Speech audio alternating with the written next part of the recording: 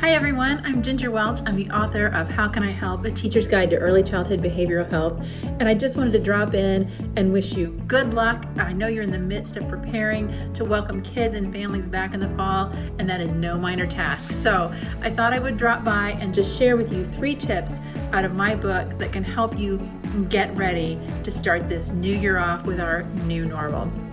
Number 1, I hope you'll flip to the chapter on mood disorders in kids because it covers the ever popular topic of anxiety, which is something I think almost all of us can relate to, especially as we think about coming back together and all the changes that we've had over this last year. It can really help you recognize some signs of anxiety and understand when some mysterious behaviors are actually reflecting anxiety that the child might be experiencing. And we also have to pay attention to the anxiety that their families may be experiencing and to our own, because it's not just limited to kids and families.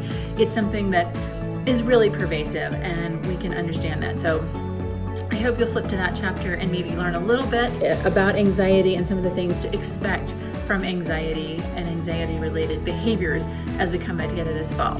So my second tip is to check out the chapter on trauma. There's an entire chapter devoted to early childhood trauma in this book, and many of our kiddos have been safe at home over the last year, but some of them have not. They have suffered unspeakable losses, which may have been due to COVID, maybe due to other things. They've had change. They've all had change. Their families may have experienced job loss. They may have been hurt. They may have witnessed violence. So many things have happened in their lives while they may have been out of touch with you, that daily touch point that they need so much. They've grown over this last year and a half. And I think we want to be mindful that some of our kids had beautiful lives over the last year and some really suffered tremendous loss, and some of their families did, and some of us and our coworkers have. So I think we want to be mindful of what trauma can look like and the different ways it can be expressed. And that is definitely a place I would encourage you to have a read over and maybe include in your PD training as you get ready to go back to the classroom.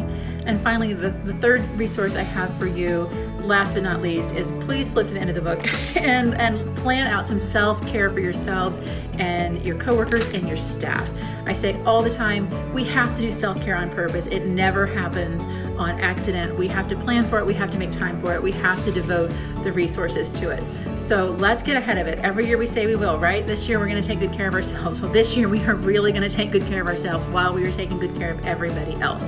So I hope that you will make a plan and find a fellow staff member, a fellow teacher, and make a commitment to try some of the activities in that chapter to help keep yourself mentally and physically healthy, because you are that touch point for so many of these families and kids. They need you.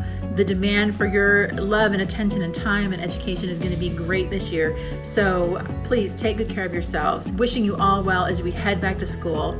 Have a great year.